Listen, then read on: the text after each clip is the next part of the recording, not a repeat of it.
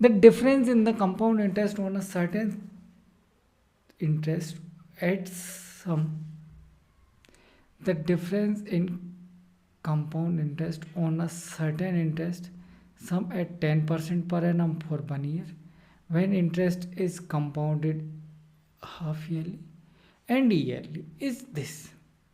What is the simple interest on the same sum for this time same rate? पहले तो समझो क्या कह रहा है क्वेश्चन ये कह रहा है कि अपन कंपाउंड इंटरेस्ट कैलकुलेट करते हैं, ठीक है। तो एक बार हमने ईयरली कैलकुलेट करा, एक बार हाफ ईयरली कैलकुलेट करा। जो ईयरली में है ना, हाफ ईयरली से इतने रुपए कम इंटरेस्ट मिला, या ऐसे बोल सकते हो कि हाफ ईयरली में ईयरली से इतने रुपए ज़्यादा मिला, ये क्वेश्चन कहना चाह रहा है, ठीक है। रेट ऑफ इंटरेस्ट दे रखा है 10%। अब देखो, अगर ईयरली कैलकुलेट करा जाए और हाफ ईयरली, इसको थोड़ा सा डिटेल में कर लेते हैं। अगर आप ईयरली कैलकुलेट करोगे तो एक साल में 10% का ही इंटरेस्ट मिलेगा, कोई दिक्कत नहीं। लेकिन हाफ ईयरली केस में क्या हो जाएगा कि आप 6 महीने पे कैलकुलेट करोगे और रेट भी क्या हो जाएगा 5% 5% 6 महीने का, 5% 6 महीने का, क्योंकि 12 महीने का क्या है 10%। तो यहाँ अगर अपन सक्सेसिव का फॉर्मूला लगाएंगे तो क्या हो जाएगा 5 + 5 + 5 × 5 25/100।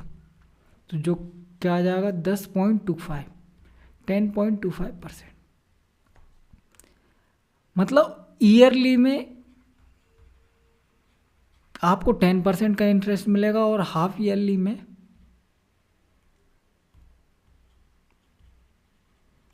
आपको 10.25% का इंटरेस्ट मिलेगा। क्लियर?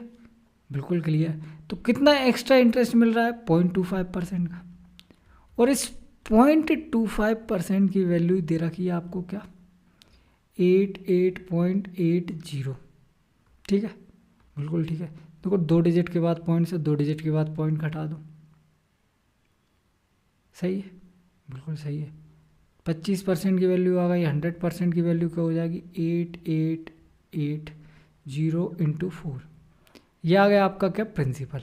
अब आपसे पूछा क्या है, इस सेम प्रिंसिपल पे, मतलब 8880 × 4, इस प्रिंसिपल पे इतने टाइम पीरियड के लिए 2 3 एकम 3 + 2 5/3 × 100, इतने टाइम पीरियड पे सेम रेट से, सेम रेट क्या है 10%, कितना इंटरेस्ट लगेगा ये बताना है। ठीक है, कुछ कट रहा है क्या? बिल्कुल कट रहा है। देखो ये 5 और एक यहाँ से 5, या 50 दूनी 100, और ये 2 से, ये 2 बार में ख़त्म। ठीक है, बिल्कुल ठीक है। ये 3 का क्या करें, ये 3 आएगा यहाँ से, क्यों?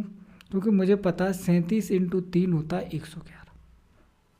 ये आप याद कर लो, बहुत जगह काम आएगा। ठीक है, बिल्कुल ठीक है। तो इसका मतलब ये कितना है, आप बोलोगे सर देखो ये 37 दिया 111 × 8 अगर कर दें तो ये आ जाएगा। सही है, बिल्कुल सही है। मतलब 3 से ये कट जाएगा 3 बार में,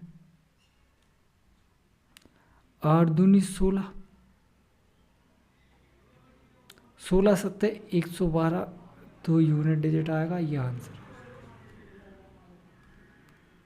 ठीक है, 37 × 160, 1 0 आएगा, 16 सत्ते 112 की 2 हासिल की आएगी 11, 16 3 48 और 11 59। ठीक है,